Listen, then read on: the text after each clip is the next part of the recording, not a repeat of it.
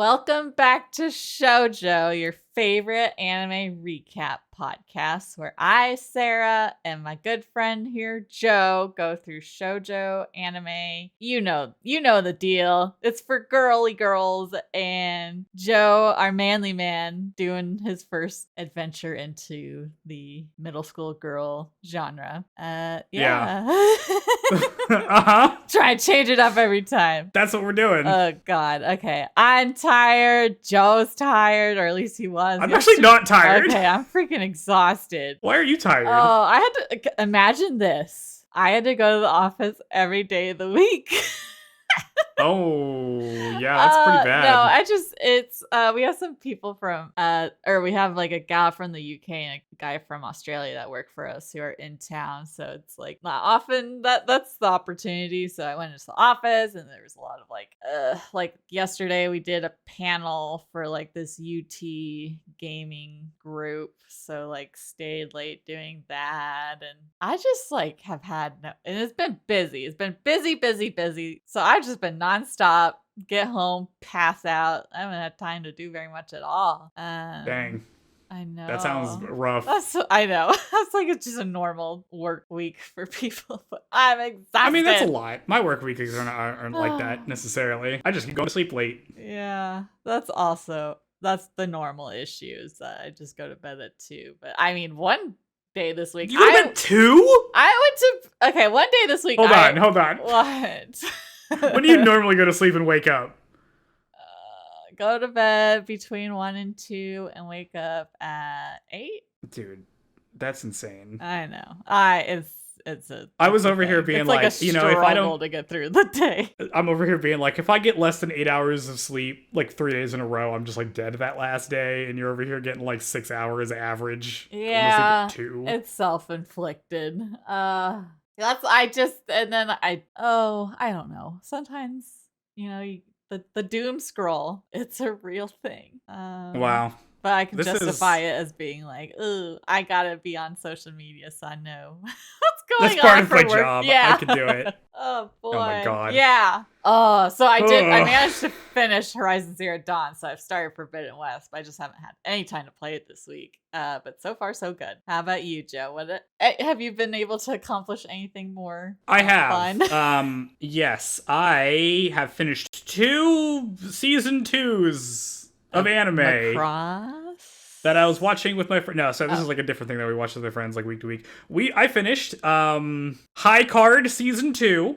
Never heard of it. And Faraway Paladin season 2. Never heard of that either. All right, so I'll start with the one that's more boring. Faraway Paladin is a story that has a really good like setup, which is there's this kid. It's like an RPG world or whatever. There's like it's more of like a D&D world, I guess, because this kid is like raised and he like becomes a paladin and he's raised by a skeleton and a zombie and they're like his parents. And they teach him how to be like good, like a good adventurer boy and like do the right thing. And he has this goddess he follows and like all this other stuff, and he gets paladin powers, which means he can like heal people or whatever. But yeah, first season's pretty good. It's all about like training stuff and like learning to do the right thing and blah, blah, blah. And then season 2 is now he has to go on a D&D adventure where he has to he has to go fight this dragon that's like taken over the dwarves mountain or something. And like it's weird. Well, it's not weird. It's one of these things where like it's 12 episodes, I think, of the season.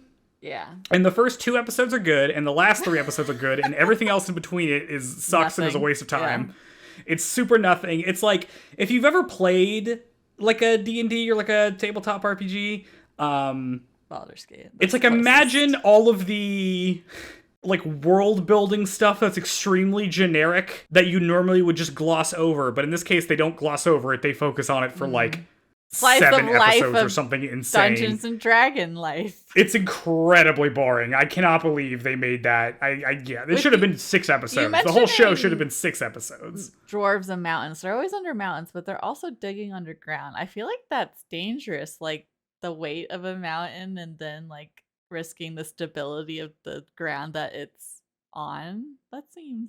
It's like mining.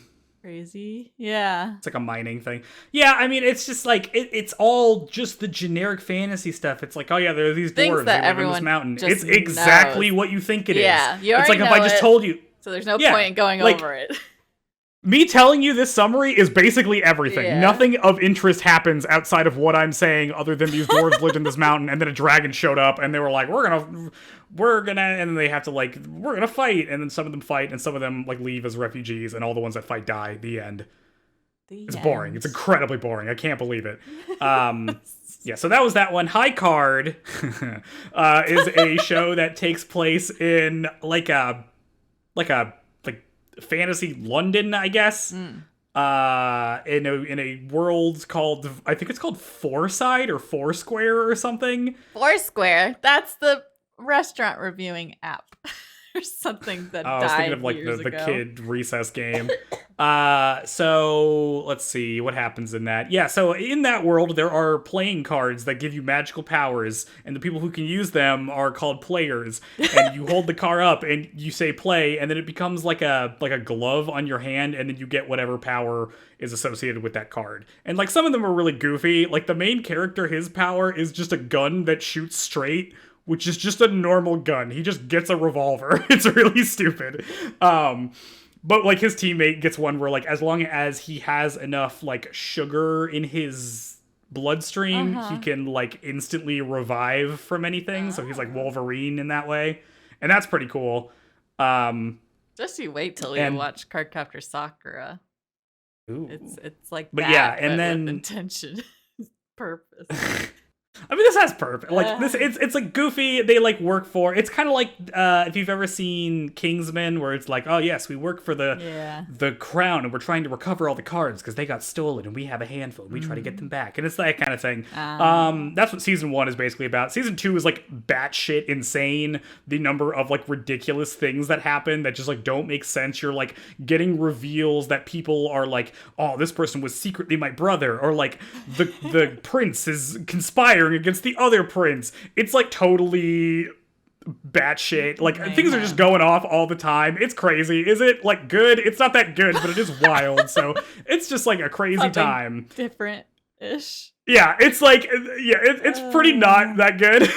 Like when I sit there and think about it, but when you're watching it, you're like, damn, that sure is crazy that this random thing is happening. When you're watching these in your little pal group, is it like everyone takes turns making suggestions, or you just we like agree as a group? Okay. Yeah, we like watch like a trailer or something. We're like, yeah, we can try this.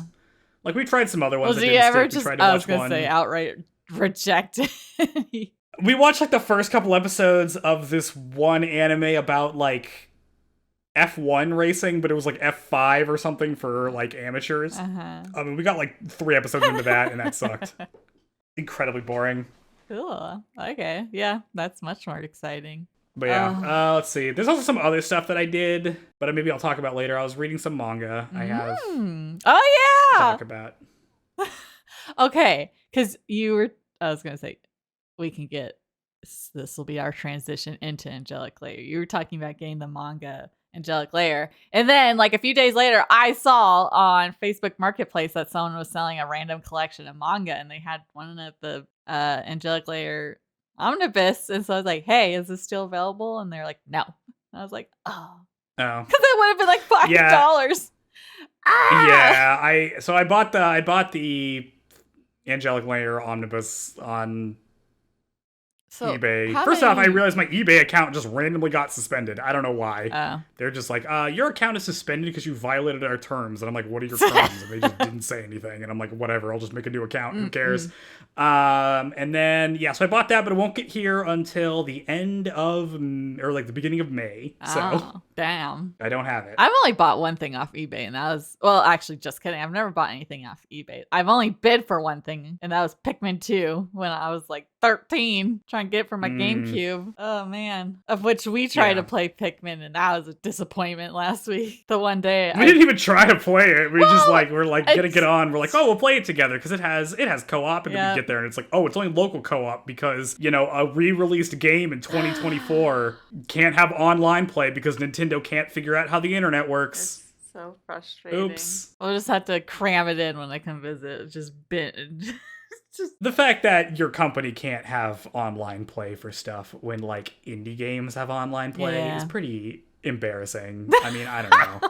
Maybe you should just like pick up a book and learn how the internet works, maybe. Yeah. Like even Splatoon, which is like their online multiplayer game, like doesn't have basic features. Like, have I complained about this before? No. Okay, Splatoon 3. I have Splatoon 3 because I played the first one and I was like, oh, it's pretty fun. And then I bought the third one because I was like, I'll try this. And it was kind of disappointing. They're always disappointing, but they don't have basic features. So like there are things in video games that I don't even think of as features. Like if I'm in a lobby, you can back out. You know how you can press B to back out of the lobby when you're like, oh, I don't want to queue up anymore. You literally can't do that in Splatoon. You have to quit the game to exit a queue. Insane behavior. Like, this is basic stuff. Well, that's what I was saying with Dragon's Dogma. And they haven't even implemented it. Yeah. Dragon's Dogma is not made by Nintendo. No, I'm just saying that's another Japanese developer where, like, they decided to launch a game without, like, the most, like quit to menu? Yeah. Well, like, you can't restart the game. Just straight up. That was so dumb. I'm like, how could you release a game in 2024 without, like,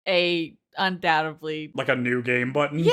What is happening? Like sometimes things are designed, like made by design. Like these are design choices. I don't think those are design choices. I think you just forgot to put a back out of queue button. And never because any human being on the earth would recognize that this is a thing you probably need. None of them actually played multiplayer. Splatoon's okay. They must have. I don't know. I played a little bit of Splatoon 2, but I couldn't get into it. But I'm just not a multiplayer person. It's very much like a gimmick, and it's like, it's pretty fun, but then I get tired of it because it's like, okay, all these matches feel exactly the same. Yeah. Oh boy. But that's me with most online multiplayer games. I get really tired of them really quickly because I'm like, yep, I understand what's happening here. I'm done. Well, I was gonna say my Angelic Layer transition went right out the window, but you know what game I wouldn't get tired of if it was real online? Angelic Layer. Yeah. In person. Oh god, that'd be so Angelic Layer. Cool. It would be good. I mean, I don't know. Like, I can't think of. Maybe I should go to I don't play fighting games because I'm like, I could go to fighting game tournaments. That's kind of like you do that in person. I feel like it's gotta be just like the most like bro-y. Oh yeah, probably. Like taunting people I mean, God forbid a child shows up and they just be like, "Stupid kid, get out of here." Okay, I don't think we should just children's assume game the worst, tournament. But I do think it's going to be very bro-y. I assume the worst all the time. Yeah, I noticed. That's why I suggest everyone leads their life. I think that's a bad way to live. I think you should not assume the worst thing is going to happen every time. Sometimes good things happen. Yeah, and then you Listen, I don't want to talk about these episodes. Okay, let's do it. These episodes are bad. Well, they're not bad. They're just like down, supremely uninteresting to me. So what kind of tournament would you go to in person? What kind of events do you want to go into in person? Me? Yeah, anything to keep me from talking about these episodes. Stop. It's fine. We just gotta get. The next ones are gonna be a slog for me, but we'll get into that later. Why? I didn't even look at the next ones. Oh God. Well, we're on to after this. I got it on my Plex server. Let me look at the. Basically, the next 2 episodes are just gonna be like romance stuff. Which means it's going to be slow and there's going to be no fighting. I mean, at least you'll have the things happening. Our show, the girly romance parts that I'm like, oh yeah, the next 2 episodes are called Summertime at the Sea, Someone's in Love with Someone, and then the next one is Suddenly Just the Two of Us, Secret Double Dates. Yikes. Mm-hmm. Yep. You know how I was like, I wonder what they're gonna do for the last 8 episodes because there's not that many fights left. I guess we're doing this. Yeah, I know. After episodes 19 and 20 here, I'm on to the final disc of my box set. So we are in the last stretch now. The home stretch. Okay, now that we talked about after these episodes, we should talk about these episodes. Fine, I'll do summary. Fine. Episode 19 of Angelic Layer is called System Down, Decisive Fight on a Ship in a Storm. What? Not System of a Down. It's not System of a Down. I wish they just played System of a Down over this whole episode. That'd be great. That should be our AMV for this. It's just this while like everything's going to shit in this episode. Okay. We open on some random woman struggling to put a sock on her angel. Some guy offers to help and then puts the sock on for her. Then he says that he helped her out. Like he would help out his little sister when she would have problems dressing her doll too, I guess. And then the OP plays. We cut back to this woman and guy. The guy says he came to the tournament to see his little sister compete, but she left to look for Misaki Suzuhara. And then they talk about Misaki and how she's like kind of a big star of this tournament because she's like the big surprise rookie. And then the woman gets up to leave and the guy comments that she's really tall and basically the opposite of Misaki in every way. Which makes her like very self-conscious because it's not like she chose to be tall or anything. Misaki and Hanako enter and the guy and his sister go and talk to them. The woman from earlier gets annoyed and yells at Misaki saying that when you're small, everyone's nice to you. Everyone thinks this is like a weird and out of nowhere thing to say. Hanako accuses her of using psychological tactics because she's going to be Misaki's opponent. Misaki is mostly just confused by this whole interaction. We cut to Ichan and Shuko grabbing a drink outside. Ichan says the development of the full-size prosthetics is going pretty well, and Shuko says that there's still some testing to do. Then Ichan looks over at a family and starts to float the idea that after all is said and done, maybe he and Shuko could be like a couple or something. But he like totally chickens out halfway through. And then a thunderstorm starts. Back at the tournament, Shuko and Ojiro are watching Misaki's match, or like are about to watch the match. Ojiro says he's hanging out with Shuko because he wants to get away from his fans, but then she's like, no, you're doing it because Ichan told you to watch her. And he's like, yeah, all right. That's why I'm doing it. Misaki and her opponent gets ready. Sai and Kaede, making their only appearance in this episode, comment that her opponent is here again, and her name is Chidase Tanaka. So thank you, Sai and Kaede, for giving us the name of the character. In the stands, Kotaro comments that everyone here is at the level of Sai and Kaede, so all these are going to be tough fights, which is not true at all in this one. Tamayo agrees, but says not to worry about it. Then she teases him for only thinking about Misaki, but then she ends up like making herself kind of sad. It's a weird scene because she's like, oh, Kotaro likes Misaki. Dang, I like him. Remember? Oh, I just remembered that. That's my plot line. Shoot. Okay. The arena map is revealed to be a battle on a ship in the middle of the ocean, which is cool.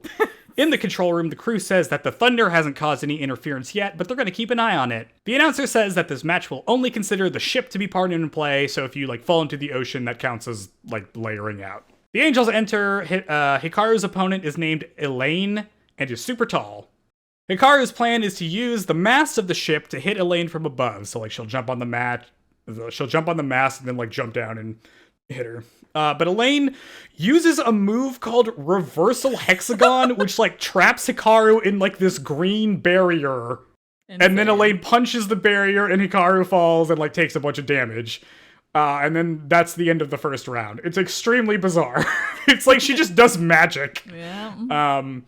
In the control room, Ichan explains to Ogata that Elaine made a space resonate with the field sensor's reversed signals, which causes the trapped foe to get attacked by the shockwave's diffused reflection. That's an exact quote I wrote down.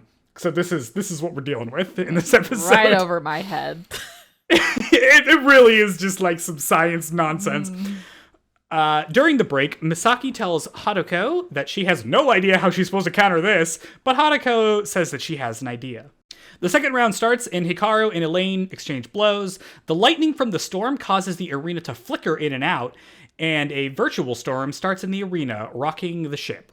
Hikaru almost falls off, but catches herself at the last moment. In the control room, the team assesses the damage. It turns out the Matrix maintenance module is affected and could shut off, but it's running for now.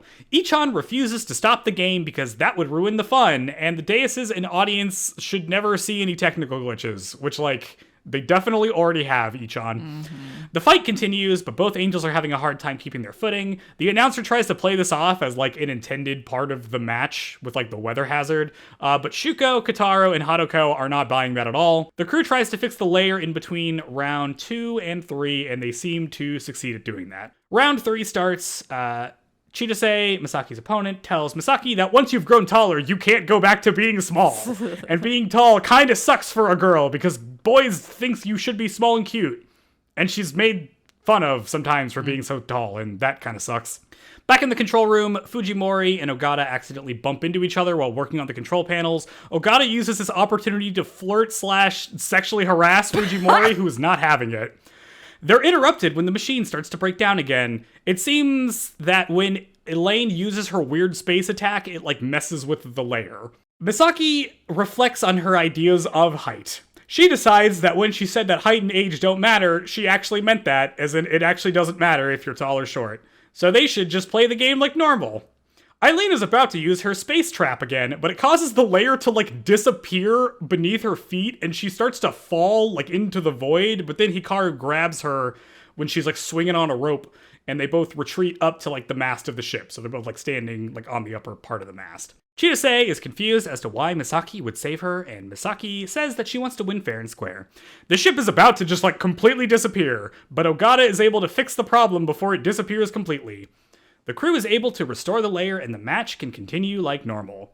Hikaru and Eileen continue to fight until Hikaru is eventually able to kick her off the ship and win the match. Shuko comments that Misaki did a good job, and Ojiro's like, yeah, and Ichan also did a good job fixing the problem in the layer. After the match, Chidase and Misaki shake hands, and Misaki runs off. The guy from the beginning of the episode comes up to Chidase and say he's sorry that she lost, but she looked terrific out there, which seems to make her happy, and then we cut to credits. Oh my god. Yikes, this episode. Because it's like, who the hell are these people? Like, it continues from, what we first see, and then the opening, and then it goes back to these people. We have no idea who they are. I was like, who's this sister? Is this sister someone we know?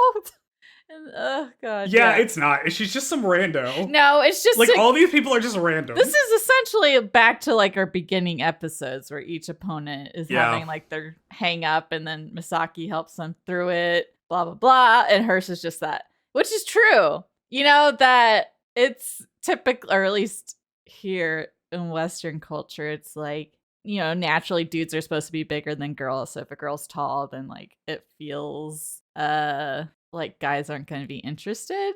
And I guess that's something to be upset about. But like, this is Angelic Layer. It's not a dating show. So calm down. Did you ever watch the Netflix movie Tall Girl? Oh, this was like a K-drama or something, right? I feel like this was... No? This was a movie. Oh, okay. Because I remember watching this with my roommate when it came out like a long time ago, and I like couldn't take the premise seriously because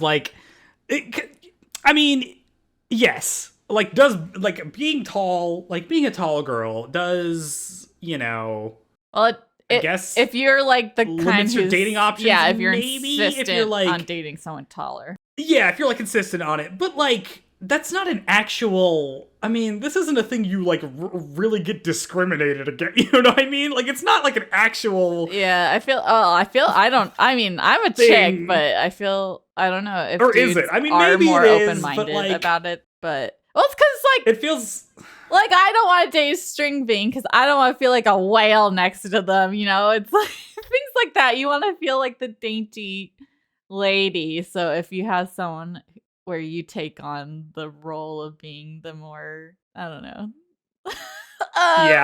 This is just like one of these things where it's like, I guess this is a problem, but like only in the realm of dating, and like this doesn't really affect your life outside of that at all. Whereas like everything else in this show has been people having specific problems about their life that are more like internal and like how they should interact with the world. And then just having this chick in episode 19 show up and be like, I'm tall, so boys don't like me. Seems like way weaker than anything else we've seen from everybody else. You know what I mean? Like, Sai's sister died. Like, Jesus. Yep. That's way bigger than this. Yep.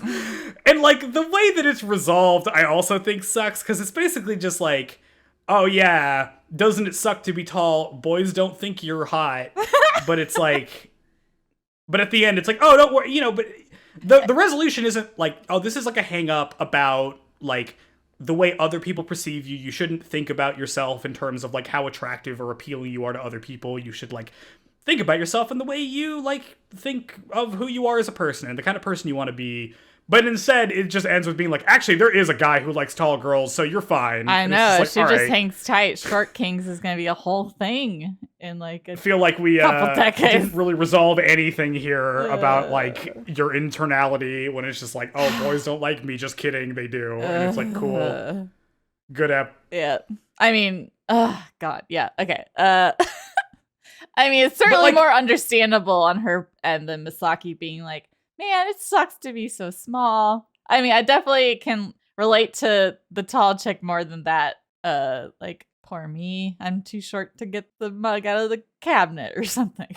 Yeah, but like Misaki feeling self-conscious about being small is because she wants to be athletic. Like, this isn't about her like wanting to be attractive. I mean, this is about her like wanting to do things with a body she can't do those things with. You know what I mean? Like, that feels much more serious and like important than this chick's hang up about like, yeah, I'm tall, but like guys don't like that. It's not even like I'm tall and so it's like I can't buy, it's hard for her to buy clothes. It's like a lot of things are really annoying. I have to like duck down when I go under, you know, when I get on an airplane or something. Like, I mean, you know, but they're like actual things in your life where like being too tall is a pain. Yeah. But these are just like the only issue with being tall is that guys don't like me, which is just like, yeah, dude, it's because you were in high school and guys suck. Like, I don't know if this is really a hang up you should have. Goodness. Okay, well, I guess we could move on from that. I have notes, yeah. Okay, so we should just walk through the episode.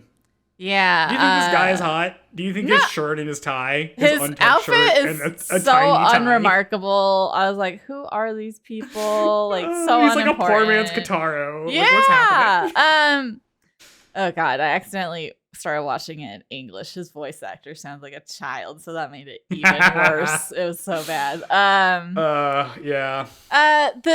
So they, what is it? So when they're watching Misaki about to go on, and Ojiro's asking Shuko, like, oh, are you, cheering her on as her mom? And she's like, no, as her rival. I did see, yeah. Of course, you'd rather be the rival than the mother. It's anything so to not weird. Be that. So yeah, like why did it's so why weird, did she see like, herself? I don't understand. They haven't even fought each other. How could she be your rival? She doesn't even know you. She doesn't even know you're her mom. It's such a bizarre thing to say. It's peculiar. And then her and Ichan at the table, I'm like, maybe they are dating if he's thinking about asking them to live together. What is happening? It doesn't sound like, okay, so we haven't really got anything so far to like think that they're dating, right? Like we never see them. It's obvious that he's into her, but she's like too all consumed by Angelic Layer. But he's like about to float the idea that they should live together, which feels like a step beyond asking someone out. Like what I said in the summaries is like, oh, maybe we should be a couple because that's how I interpreted it. Yeah. But what he literally says is like, hey, after all of this, living together, And then he like backs off and he's like, are you gonna live with Misaki? And she's like, oh yeah, for sure. And he's like, oh, cool. Yeah. I hate this. This sucks.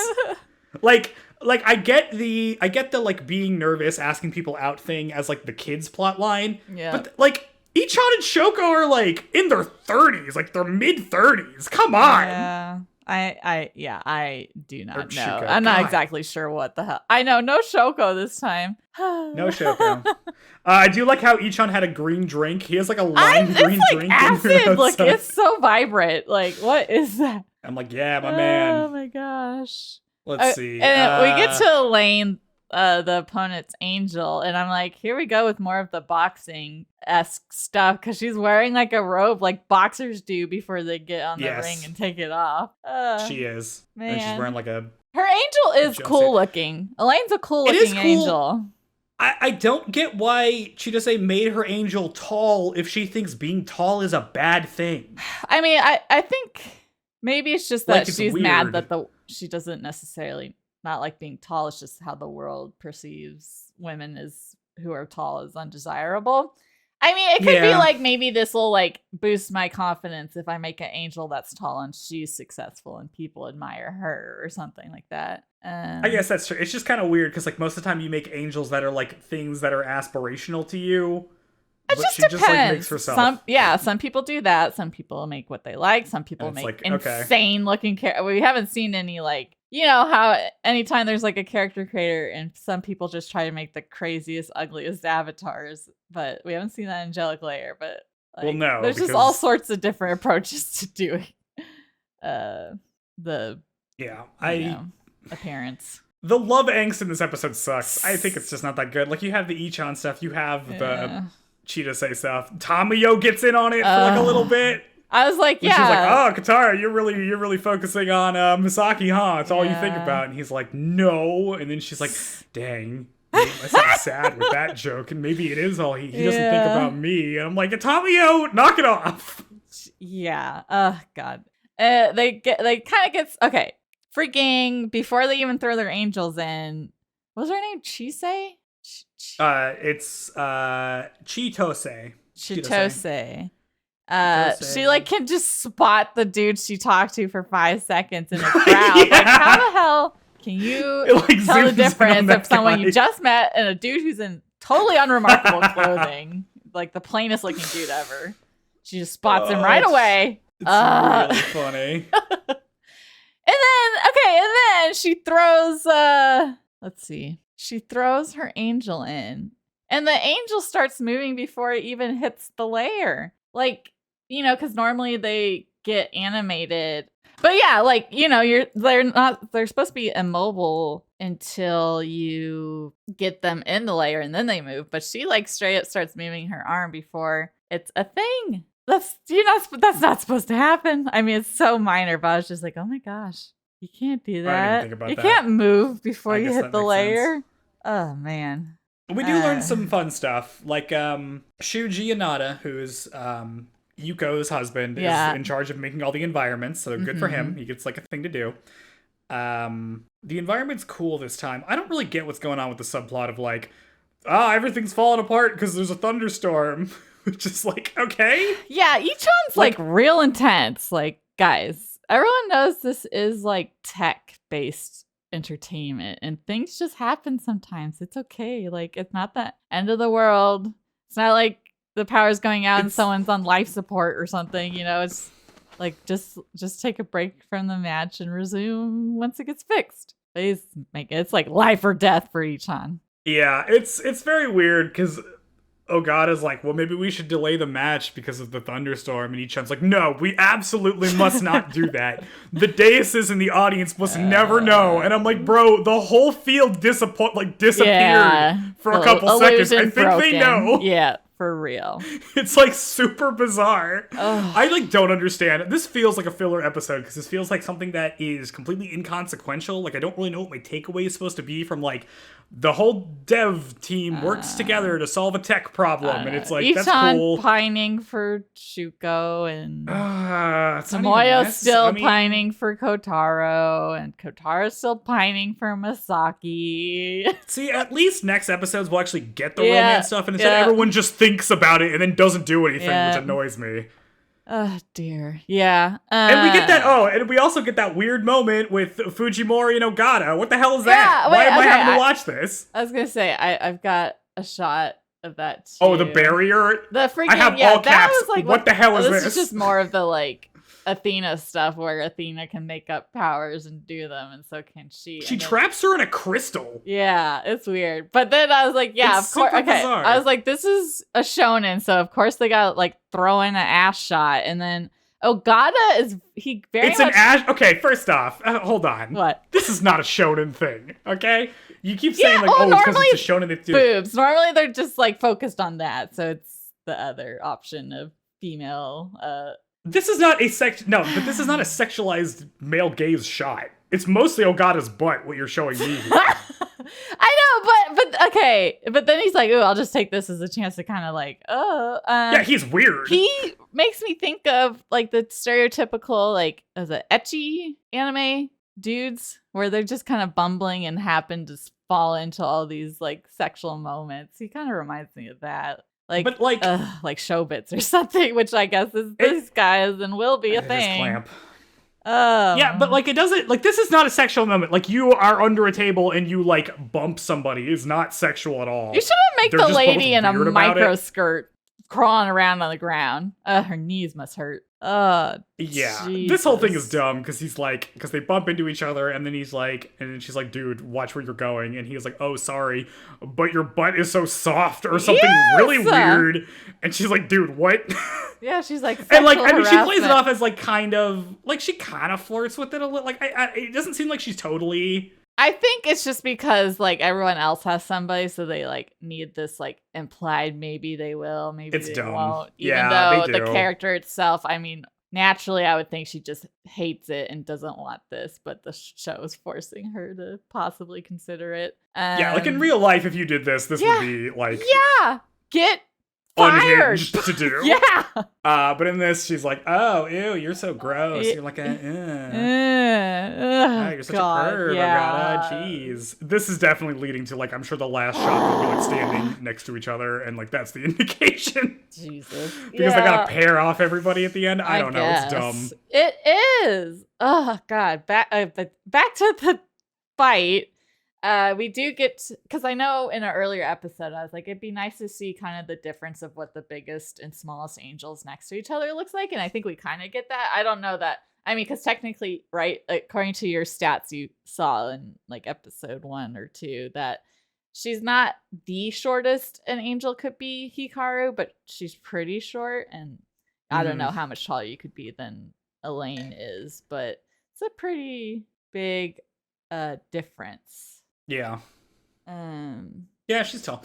The thing that sucks about this fight is that, like, none of the things even come up. Like, the fact that she's tall, Hikaru doesn't do anything. She just kind of wins very straightforwardly. I mean, kind of. Even the barriers, like, she never counters... Reach. What? She's got reach. Like, she, you can't... Yeah, but anything, like... She can just grab you. Okay, yeah, I know, but, like, that doesn't matter. Hikaru just basically ignores it. You know what I mean? Like, these things don't matter in the fight that we watch. Yeah.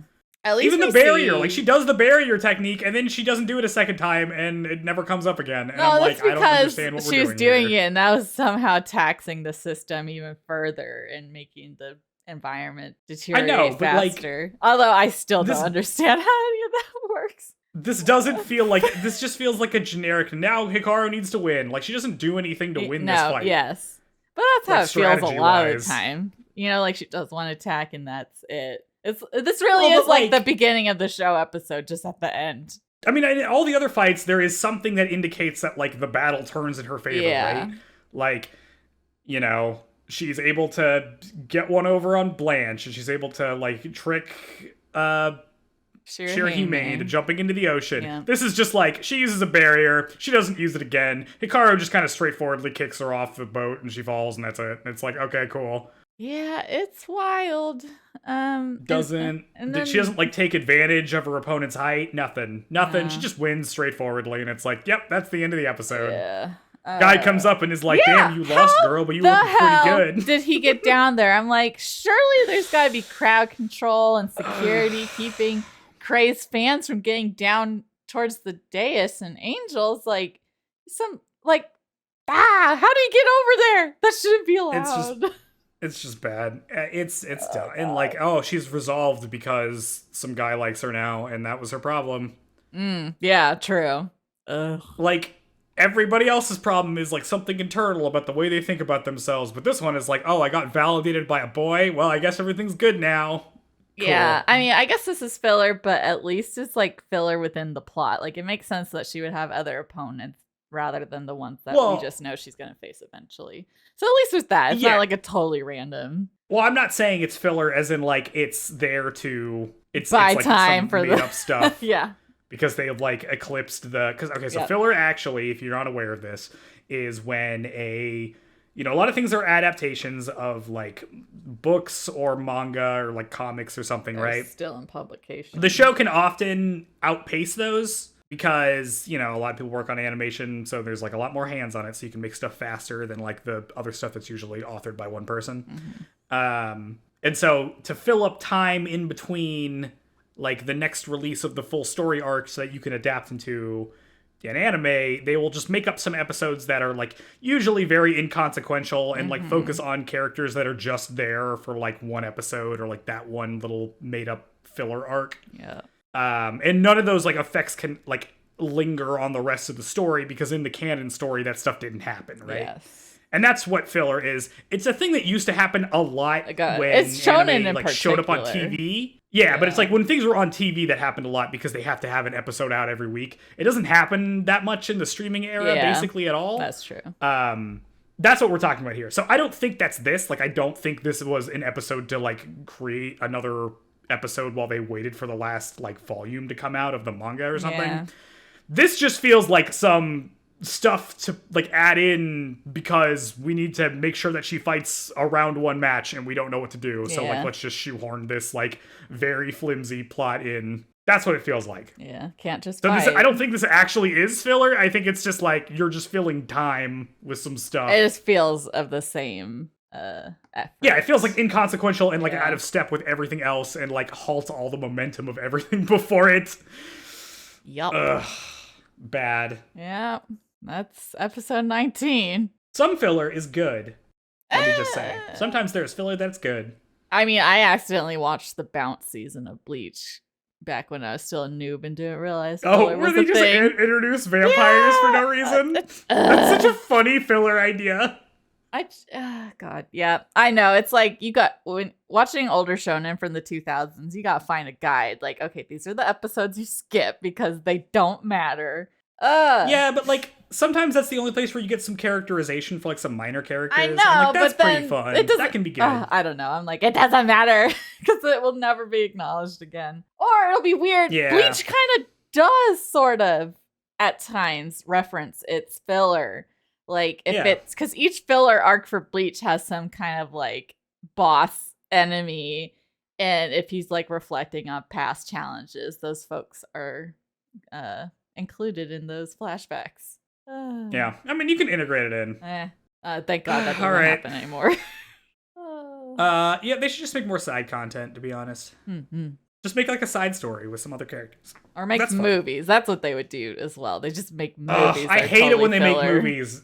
The movie, I hate the movies. I hate this trend where it's just like, we're going to, instead of releasing another season, we're going to release it as a movie. And I'm like, oh my God. Why? This contributes nothing. Yeah. I mean, a chance to go see anime in theaters and have it feel like it's not just a waste of time because it is part of the plot. I mean, I've only seen the Mugen train arc from Demon Slayer in theaters. Just sob my eyes that's out. Why everybody does it. It's because they made a bajillion dollars doing that. Yeah. But it feels like it was just like you just watched the TV show on a movie theater, and I'm like, why did I do this? Yeah. Not satisfying. Nope. All right. Want me to talk about episode 20 now? Yep. You're super excited about it, I can tell. God. Episode 20 has some better stuff in it, actually. Okay. It has some good stuff in it. Episode 19, the darkest day of Angelic Layers. It's just a real slamming the brakes onto some stuff that was going. All right. Angelic Layer, episode 20, is called Is Ichan the Enemy? The Puzzling Second Game. Bum, bum, bum. We open on the tournament where they are announcing the second round matches. Kotaro asks Haruko where Misaki is, but she is distracted by something and doesn't really answer. They announce on the TV screen that the second round, Misaki will play against Shuji Inada from the development department, which is like Yuko's husband, the guy who makes the environments, who's the guy who works for Ichan. Yeah. We cut to Shuko and Ichan out in a park. Ichan says that the second round is going to start soon, and he really didn't think the dev team was going to play against Misaki because I guess they matched them all up randomly. Then he asks Shuko that if it was him versus Misaki, who'd she cheer for? But before she can answer, they're interrupted by Ogata, who's looking for Ichan. Back at the tournament, Tamayo is baffled that one of the makers would be allowed to participate in the tournament. Kotaro tells her that a guest player from overseas has played in the special slot each year, so that kind of thing can happen, I guess. Misaki's a little worried, but Kotaro reassures her that with Haruko by her side, she'll be fine. Haruko, who is clearly sick or something, takes a long time to agree and says the exact thing that Kotaro says, and he's like, yeah, I just said that. It's pretty funny. Back at HQ, Shuji Inada reveals that him playing the round is just a way for them to do a tech demo for the newest model of Angel that they're going to release. Yuko says that even though he's a total amateur, the tech advantage of the new model should give him a good shot at winning. Shuji comments that he wishes Ogata was doing this instead, and we get a cut of Ogata, who I guess Ichan, like, stripped to his boxers and then left him out in the sun as children laugh at him. The match is about to start, but Hanako is spacing out. Misaki asks her what's wrong, and Hanako just, like, straight up passes out in front of her. The match gets delayed as a doctor checks on Hanako, and it turns out she's running a fever. Kotaro joins up with them and tries to take her home, but she's insistent that she stays for Misaki's fight. The gang talks her down as Kotaro picks her up and starts to like take her to the hospital to get checked out. During that, Tamayo offers to be Misaki's second, but then Ojiro shows up and says that he can be her second instead. Seeing this, Tamayo and Kotaro dramatically exchange glances. Ojiro comes out as Misaki's second, which surprises Ichan, who spits his popcorn out everywhere. Tamayo thinks to herself that she's glad Kotaro isn't here to see his love rival coach his love interest. Misaki thanks Ojiro for being her second and he says that they'll do their best. The announcer announces a last-minute change to Inada's team as well, where Shuji is still the dais, but his second is now the founder of Angelic Layer, Ichan. Misaki is astounded to learn that Ichan is the founder of Angelic Layer, because this is the first time she's ever hearing that. Ichan taunts his little brother, and Ojiro says he's being childish. Misaki is still reeling over the fact that Ichan was the creator the whole time, but the match starts, but she starts the match anyway by throwing Hikaru in the lair. Shuji also throws his angel, which is conveniently named SI-174, into the lair as well. The lair this time is some kind of, like, ruins of ancient Greece with, like, columns and everything. It's pretty good. SI-174 strikes something that could be called a battle pose, but Hikaru remains totally motionless. Ojiro tells Misaki that the match started, but she's still too distracted by, like, Hanako being sick and Ichan being the founder of Angelic Layer, but she's able to snap out of it and tries to land some blows on SI-174, but can't really seem to get them to connect. In the control room, Yuko and Fujimori comment that the new model has really fast response time, which is why Shuji can dodge all of Hikaru's attacks. And while they're talking about this, a shirtless and sunburned Ogata enters and asks what's been going on. Ichan tells Shuji to attack Hikaru, which he does. Hikaru takes a big hit, and Ichan is a little worried that the new angel is like too perfect and powerful in this fight. Ojiro notes that ordinary angels are really precise at moving forward and backwards, but not that great at like side-to-side movements, but it looks like the new model is good in all directions.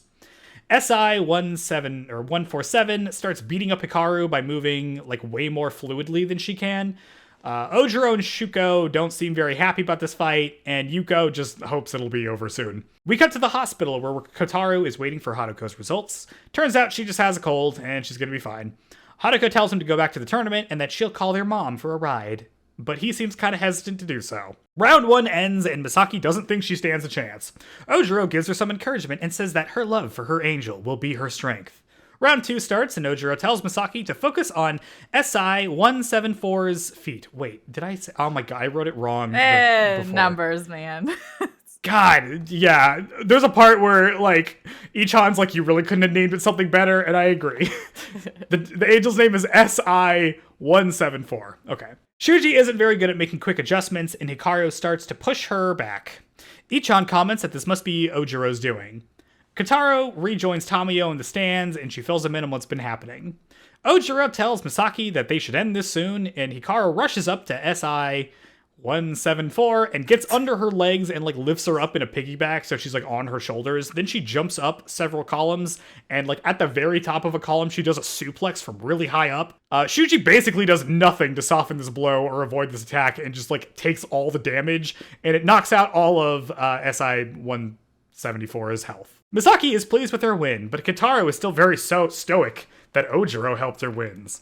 Shuji laments that he was too focused on thinking about SI-174's abilities and he couldn't focus on the actual match. Ichan says it's okay, it'll only affect his evaluation for his summer bonus a bit, meaning his wife will probably make more money than him, which is a very funny thing to say. Yes. Ojiro tells... it's pretty good. They're great. Ojiro tells Misaki that the game was a good experience and that he thinks Ichan wanted to show her a bunch of different techniques that she can use later on. I don't think that's true.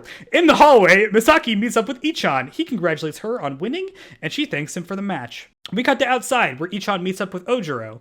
Ichan asks him why he became her second, and Ojiro tells him it's because he wanted Misaki to win. Ichan insists that he was only her opponent because it's his job, and, like, normally he would want her to win too. And Ojiro's like, oh, you mean, you say you're on her side, but don't you mean he's really on, like, her mom's side? Like, I don't know. Ojiro teases him for liking Shuko, basically. We cut to the Kobayashi Dojo, which is Ichan and Haruko's parents' dojo / house, where Misaki tells Haruko that she won. Tamio suggests that they should all go to the sea next week to celebrate, and everyone gets excited as we cut to credits. You mean Hotoko and Kotaro's house? Oh, what did I say? You said like Ichan's house. Okay, yeah. Nah, he doesn't live there. No. Yeah, that'd be bad. Yeah, their house. All right. That's this episode. So we like it more than last episode. Listen, the MVP of this episode is Shuji Inada. Yes. Just like the most normal guy. I really like him. Who, like, clearly doesn't want to be here and doesn't really do a very good job, but everybody's making him do this. Yeah. I mean, yeah, if you work with your wife and your wife's tight with your boss, then I can see the power dynamic being a little bizarre. It's the most, like, this is the guy who designs environments, and they're like, oh, we got to do a demo. Hey, you do it. And he's just like, what? Yeah. I don't know how to do this. I'm with Tomoyo. It shouldn't be, and employees shouldn't be allowed to compete, but I guess technically that means Shuko shouldn't either, unless she's just a contract worker. But yeah. And a new model, that doesn't seem fair either. Yeah, I mean, this feels like this should be like an exhibition match. Yeah, like, not like not like determining if Hikaru continues or not. The stakes are too high. Yeah, I feel like if I was going to do like a rewrite, this would be like she gets a bye because like the number of, like, I think they said there's like 28 competitors in this, which like doesn't evenly make a tournament. So like some people need to have a bye, so this could be like, oh, like Misaki got selected for the bye and she has to do this exhibition match that's like inconsequential, but she still wins it anyway. That's I feel like, I don't know, that's how I'm deciding to think about this, because if I try to think about the tournament, it doesn't make any sense. Yeah, that's right. Shuji's picture is terrible, by the way, or Shuji's, like his like when they show the matchup, it's like taken at a weird angle, like he didn't realize they were taking a picture of him. Yes. It's very funny. Oh man, yeah. We've got Kotaro being a good big brother, taking care of his sister. Yeah. Talking her down from insisting on playing or being the second. Haruko trying to stick it out. Yeah. Trying to be I know, a good at kid. first when the episode first started and she was just blushing, I was like, what is happening? Why is she blushing? Did like something happen? But then no, she just has a fever. It's like, oh, okay. Man. I was losing my shit when it was announced that Misaki would have to fight Shuji. That was such a funny reveal. Yeah. It's like she's got to fight this random guy in the background. You're like, oh, that guy? So weird. Yeah. I mean, I guess better this than another rando throwaway character. Yeah, it's pretty good. I like how we get more of the dev team. Yep. They all get named eventually. That's pretty good. Misaki continuing with her, like, I can't comprehend this revelation. I can't, focus on the match. Okay, that was a pretty big deal, though. I know, that's like, but this one's pretty big. Get it together, girl. Like, this is like the weirdest experience you could ever possibly have. Yeah. Let's see. Yeah, we get more of Ichan failing to ask Shuko out or like being weird. Like, that was I didn't like this. Why is he like this? You're an adult, dude. Don't be like, oh, if I was battling your daughter in Angelic Layer, who would you cheer for? Like, what are you, an insecure 5-year-old? What's happening? Yeah, just trying to egg her on to saying something complimentary to him, I guess. Just ridiculous. Schoolyard bullshit. Come on, man. My favorite part of the episode is when Ichan's like, hey, do a cool entry phrase, and he's like, come on, go, blah blah blah, like super lame, and he like accidentally hits his head on the chair, and it's so funny. She's a total dork. Funny. Like, he definitely watched like the old mecha shows when he was a kid, and that's just what he's basing action off of. He doesn't even rename it. He just keeps the model name, Yeah. and it's like, dude. Yeah. That's so good. This freaking Ojiro gives the tip on going for the feet. Ojiro. Yeah. So, Well, he knows them, right? Like, he knows Shuji. Yeah. So it doesn't seem fair that he competes either because he has all this inside information. I don't know. Yeah, I mean, whatever. You know what I mean? Like, it's just how it is. It's just an anime, Sarah. Like, calm down. It's just funny to be like Ojiro being like, oh, it's Shuji doing this? Yeah, man, just go for it. Like, he ain't gonna be able to react to that. He's just gonna eat it. Yeah. I kind of like the look of the angel, though. She looks like a bug. Yeah. It's just kind of like armor-esque. Yeah. I like the color palette and stuff. But yeah, Hikaru just giving her like a shoulder ride. And then that one attack is all it takes to finish her off. Even though she was taking huge blows from Elaine the last episode and had like half To be fair, if you got suplexed from the top of a column, that would kill you in real life. Well, like, yeah, she's dead. A lot of the things that happened would. Yeah, but like just getting like kicked or something isn't like this would for sure kill you. She felt like a story and a half. She's got a helmet on, it protects her head. She landed on her back. Oh, dear. Like shatter your spine. Yeah, no, that definitely was like pretty good. Oh god. The fact that Ichan like comes out when he sees Ojiro there, he's like, oh, my shitty brother is gonna ruin my tech demo. Yeah. It's extremely funny. Yes. Oh gosh. And then after the match when I just love these two together. Like the like totally straightforward, simple Inada and Ichan just so funny. With the, like it'll affect your evaluation and you'll be easier to control from your wife. Your wife will control you easier. And he's like, no, that's too cruel. And he like runs away crying. It's so funny. It's very funny. It's the dev team is good. When Ogata isn't harassing his coworkers, they're good. Yes, other than that. Okay, did you notice that the animation is a little off in this episode? Like, there's some things that are a little off? Like, not animate. Like, characters don't look the same as they normally do. Like, I've got a like they're off shot model? here. Like, okay, right? You see my screen, right? Yeah. So, episode 19, we see normal Misaki. And then in episode 20, when she's in the chair in the fight, it looks like a different animation studio doing, like, she doesn't look the same. It's weird. Maybe it was just drawn by a different person. Like, you know how sometimes there's like specific animators that are in charge of like drawing some characters. Maybe they just like switched off there. Yeah, I was like, oh, we're in Studio Ghibli movie now. Like, what's happening? do. Yeah, like the eyes are a little bit smaller. There's not as many like. It's not as like shadowed or like layered or something. Yeah. It's weird. I will say that they did a pretty good job of like animating SI 174 to like look more flexible. Like it looks like she's animated differently than Hikaru, which I think is pretty cool. Yeah, that's a good way to follow through with the idea that she's higher tech and all that. Yeah, she's like more fluid. Like it's like a higher, I don't know, like her movements are less jerky, I guess. I really hate the animation now that is like using 3D effects for action. Like I was thinking about that today. Like in Demon Slayer, when I didn't know what it was at first, but I was like, there's something's wrong. Like something's weird is happening when he's like running and stuff. That was throwing me off. I hate it. Just stick to the 2D, please. Like you either need to do it all in 2D or you need to do it all in 3D. I think like the mixing, because like you can't do it like Code Lyoko. And it doesn't look that great in Chainsaw Man, I don't think. Like I think it looks weird there. It just throws me off. But like Dorohedoro looks good because they do 3D the whole time and it's like stylized 3D and that looks pretty good. Yeah, you just gotta pick. But like trying to switch, like I can definitely tell in like the newer Demon Slayer stuff, like when it's 3D and when it's 2D, and it's just like ugh. Yeah. Ugh.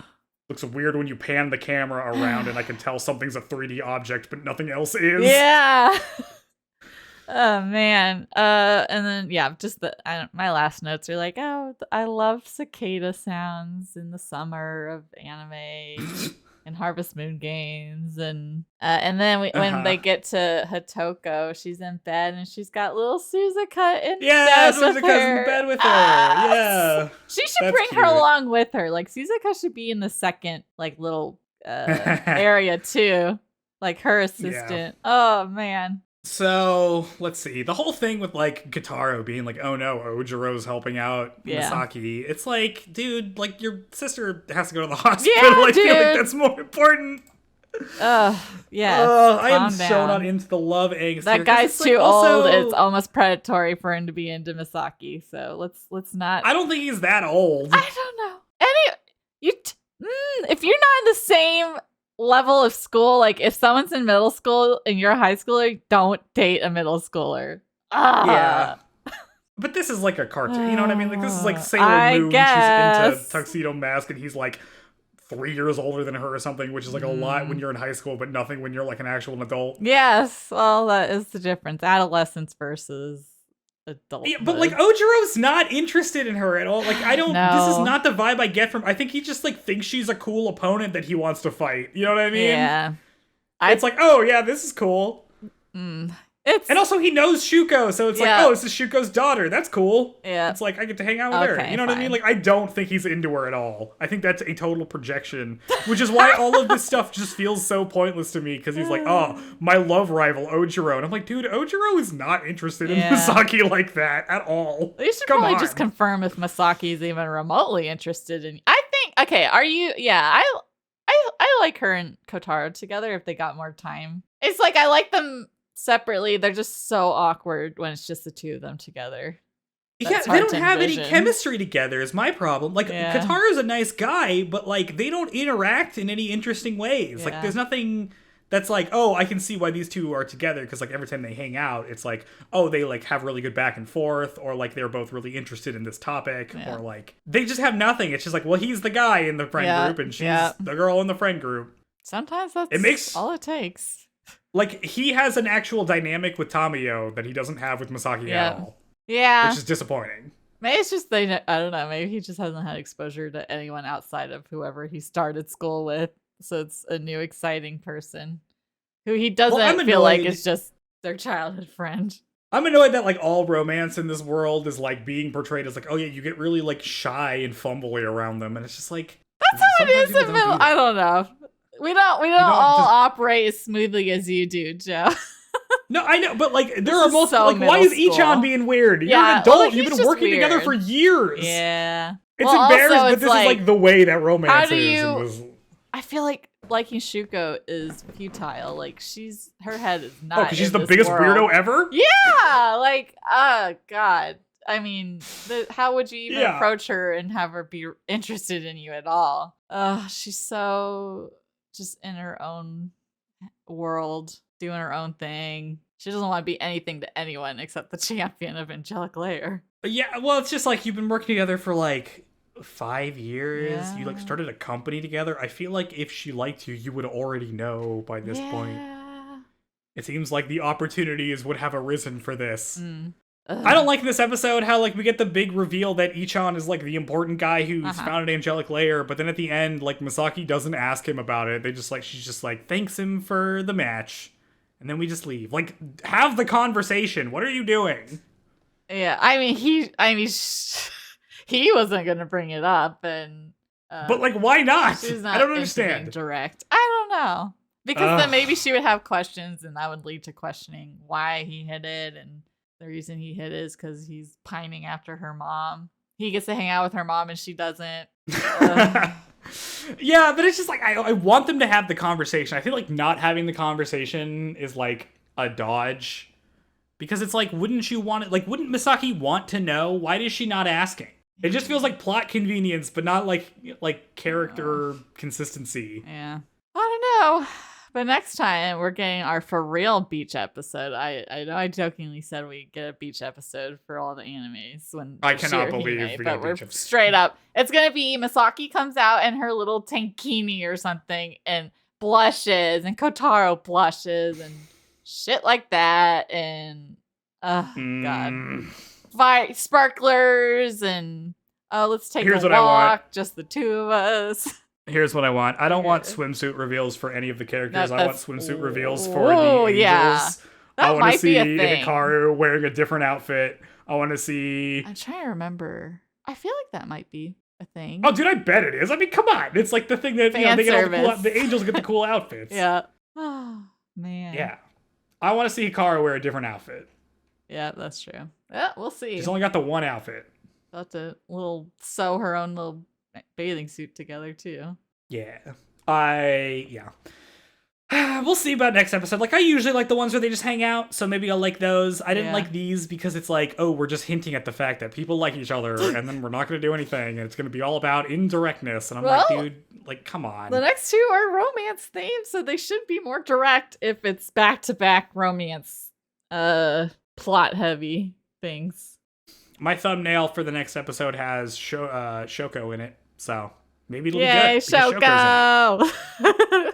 She's gonna be like, oh, Misaki, you gotta get a cuter bathing suit than that. Let's go shopping. I can see that being a thing.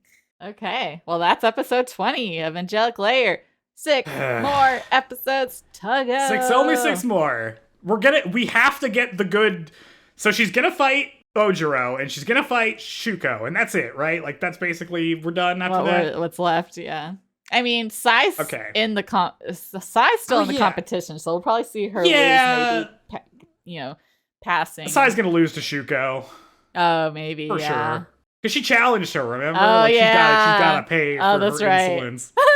Yeah. Yeah.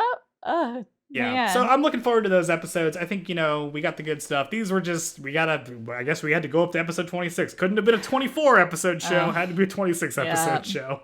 That's how it was back in 2003 or whenever this was made. Yeah, now you're lucky if you get more than 12. Yep. Because everything sucks now. Oh, man. God, Okay. I miss filler. I remember when you just have these episodes. Remember when I get an episode where the star gets to be Shuji Inada, and I get to be like, oh yeah, Shuji, he's great. Yeah. Yes. Too bad. Yeah, he's a hoot, that one. He's fun. They're fun. MVP of this episode. Indeed. The best. A delight. All right, so we got 3 more podcast episodes of this show. And then on to the next for reals shoujo. That's right. It's going to be a real big change. We'll probably do a bonus episode of the manga. Yeah, you'll get it by then. After the show ends, probably. And then we'll be done with Angelic Layer. Yep, forever. It'll only live in our dreams of it existing in real life.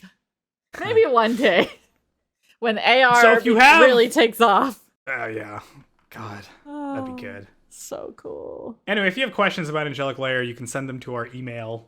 shoujopod@gmail.com. Yeah, so make sure to do that. We'll answer some of those if we have them. And in our ultimate, I was going to say penultimate, but it's the ultimate episode. Mm-hmm. Yeah. All right. Joe, why don't you start with recommendations? Because I still need to think of one. So another thing I did last week was I watched another movie. I watched the anime movie Perfect Blue. Oh, I think I've heard of that. Yeah, it's because this movie is incredibly good. So this is a movie from some time period. Let me see what time period it's from. It is from 1998. It's a Satoshi Kon movie who's a director who did several things that are like highly praised, like Millennium Actress and Paprika and things like that.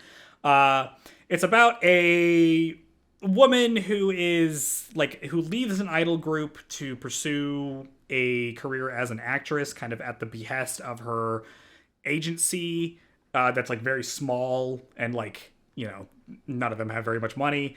She tries to navigate that space of becoming an actress, which involves her having to do things that she doesn't necessarily want to do, like certain types of scenes, and has to deal with being sexually objectified, all this other stuff, while trying to navigate this industry. which causes her to have hallucinations, causes her some mental distress, which results in hallucinations and being unsure what is and isn't reality. And also, maybe she's being stalked. Oh dear. And so a lot of things happen, and it is an incredible movie. It has scenes that were, I think, later referenced in like Black Swan and things like that. So, you know, it's an influential movie. It's really good. I think it uses animation like exceptionally well, where it's able to like blend in, you know, like dream sequences with real life, and you can't exactly tell like what is real and what is actually happening. It's really interestingly directed, and I think about this movie all the time. Basically, anytime. Like, if you think about like how are actresses treated in like the world we live in, and you look at like Megan Fox and Britney Spears and like all of like the weird shit that happened to them, and you're like, and I think about this movie, and this, it's really good, kind of horror-y. So you know, it's kind of a thriller. Horror. Cool. It's a thriller. It's really good. Yeah. So you should check it out. Two Perfect movie Blue. recommendations back to back from Joe. And I am going to mix it up with my recommendation. I am going to recommend a graphic novel. Joe, I don't know if no, I think we might have discussed this. Paper Girls. I watched the Amazon show, and I really liked it. And a few weeks ago, I was Half Price Books, and I saw that they had the graphic novel, so I decided to pick them up, and they're really good. And yeah, because I always like a show that's kind of set in an earlier decade that I never got to experience. So it has like a very distinct kind of setting and apparel and all that. So Paper Girls is kind of set in the 80s. I'll read the little descriptor. It's super short. In the early hours after Halloween of 1988, 4 12-year-old newspaper delivery girls uncover the most important story of all time. Suburban drama and supernatural mysteries collide in this smash hit series about nostalgia, first jobs, and the last days of childhood. Yeah, so it's super good. I recommend the show. I haven't finished reading the graphic novels, but because I don't really, this is I think the first time I bought a graphic novel, because normally they're in the manga section, but I'm like, I'm here for the Japanese stuff. But yeah, I'm reading here that it takes place in Cleveland, Ohio. Oh yeah. Yeah. Woo! Ohio. Place to be. The place to be, yeah, for sure. Oh, man. Yep. So that's recommendations. And excitingly, we have a new Apple podcast review to read. That's right. Woo. If you like the show, please rate us 5 stars on your podcast platform of choice, whether that be Apple Podcasts or Spotify or some third thing I'm not aware of. If you leave a comment, I will read it out on Apple Podcasts. Apparently this takes a little while, so like if you post it and don't immediately see it there, it might just be processing.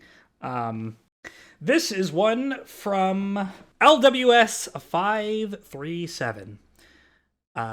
She says, 5 stars, totally hooked. I thought I might listen to an episode or two, but here I am on episode 7 and can't wait for more. You guys are so fun. I love the recaps, notes, and analysis.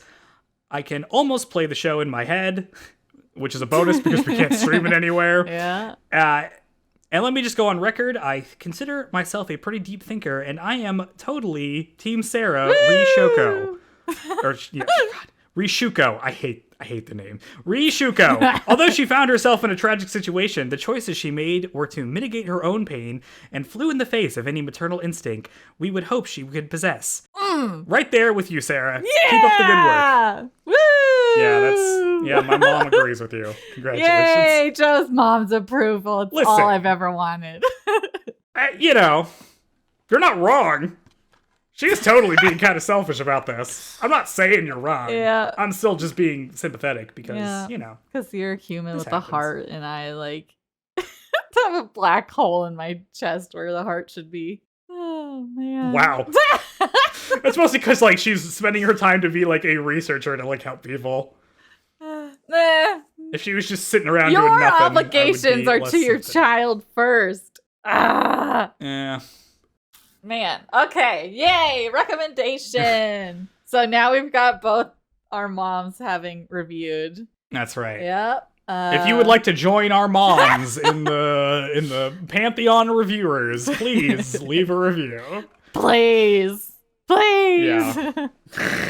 Oh man. If you like the show, you can also tell, word of mouth is really the way people hear things. So, if you want to recommend it to people who like anime, or post about it on your forums, which you're on in 2024, on forums. Yeah. Feel free to do so. Yeah, because if we do it, then it's self-promotion. People hate it. So you try it. Recommend us. I self-promote all the time. I'm like, yeah, have you heard about my anime podcast? People love to hear you? that. Okay, I'm like, yeah, I try to slip it in here and there. Oh man, I'm gonna have to turn this around real quick because I'll be out of town for work next week, so I will have to edit this. Man, you were busy. I know. Oh man, and then I'll be visiting you soon after. Life is wild right now. I'm just go. Stop being a sloth, Sarah. Like, live your life. You're only 30. Like, get it together. Do things. So, yep.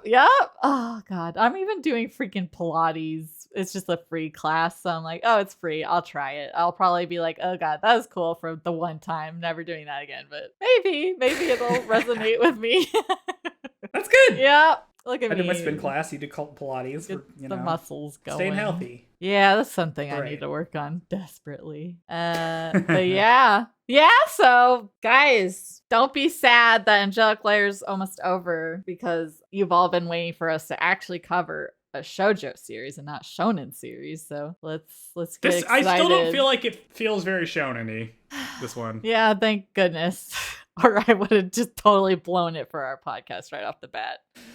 Okay, you say that, but it's funny because you seem to like the shonen stuff. You're like, I want the fighting. Yeah, I want to watch people throw some punches. I don't want to hear about this romance garbage. I know. I don't know. Why did we decide on shoujo? Well, first, the name just works, and it's like because you wanted to show me it. Yeah, you wanted to show me think of a this format stuff. I'm familiar with, and I've seen shonen as well, so it's not like that's something I'm unfamiliar with. You could have made me watch horrifying horror animes to haunt my dreams, I guess, but we can. I'm still pitching. No. I'm still pitching Shoujo Reverse, where I show you stuff. Yes, we'll do that eventually. One day. Did you ever watch Elfen Lied? That show No, I never did. Scary. I mean, I only watched one episode, but the animation style is upsetting to me. Oh, God. Well, we could. I've never seen it. You'd think I'd like a cat ear girl, but no, dear. Okay. Bye. Podcast over. Podcast over. Hey, remember, if you're a tall girl, don't worry. Some boy will show up at the end of the episode and be like, you're kind of cute, and that'll fix all your problems. Yeah. Angelic Layer. There's somebody out there for everyone. If serial killers get love letters in prison, then you can find someone to love you too. This is not. I'm not sending this message. I do not agree with this. What? No. Everyone can find someone that loves them? Yeah, maybe not. Some people are just unlovable. What if you live in the middle of nowhere? Where are you gonna find someone? I think that's a broad statement. Well, you'll have to. You know, it's not yeah, but being reasonable. Think you can fix being tall. Find a freakishly tall dude. Just start hanging out at the amateur basketball leagues or something, Yeah. There will always be someone taller. Yeah, and then you can be. Or maybe just don't care about height. Maybe you can just be we can all just move past. Just like people height. For who they are. Yeah, maybe you should care about people's personalities. Maybe someone will like you for who you are and not just because you're conventionally attractive. Look at us, just dropping the deep. I can't knowledge. endorse. I don't know if that'll happen. In the world where I feel like things have taken a step back a bit in terms of connecting with each other. Yeah, connecting with people, the shallowness of social media being everybody must be beautiful, even though it's weren't we doing a whole thing where it's not about beauty that much, and we were trying to move past that, and then we all just ratcheted on the brakes because Instagram showed up. Yeah. We'll see. And now everything's reality TV. Hey, I I feel like I'm sounding like an old man. I love being Love like, Island. we used to care about people's personality in my days, and now it's all just No, beauty it's filters more like and airbrushing. I didn't want my woman to have a personality, so that's why personality didn't matter. Oh man. Okay, well, we can continue on this like trajectory of the futility of love but Oh, I bet when we watch the next show, I'm gonna be talking about this even harder. Oh dear. No, you're gonna be like, oh my god, they're so cute. Like blushy, doki doki. You think so? I will be. I'm gonna be like, oh my god, I love them. I love their I hope love. I'm not going to be like... I just don't want people's, like, internal insecurities to be solved by some guy liking them. Yeah. I find that to be bleak. That's a bleak way of looking at the world of like, yeah, I have problems with myself, but if I find someone who loves me for me, then it's fine. Even though I never dealt with my own insecurities. I'm like, deal with your insecurities. You don't need this guy to help you. Yeah. I'm going to be a totally new person. You're going to be like, what happened to the Sarah I know that like shits on everything? And I'm just going to be like, oh my god, he's so cute. Oh, like... puppy love. My heart is full. Be like, what happened to my co-host Sarah? What happened to the hater? Yeah.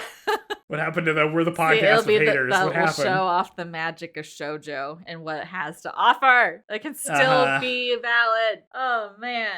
Okay. All right, folks. Just wait. You thought this was us getting into romance? The next 2 episodes are gonna be super romance. So who knows how this is gonna play out? Maybe they'll be good. Maybe they'll actually be about romance instead of just hinting at it for like an hour. We'll see. Doubtful, but we'll see. We can hope. Could be.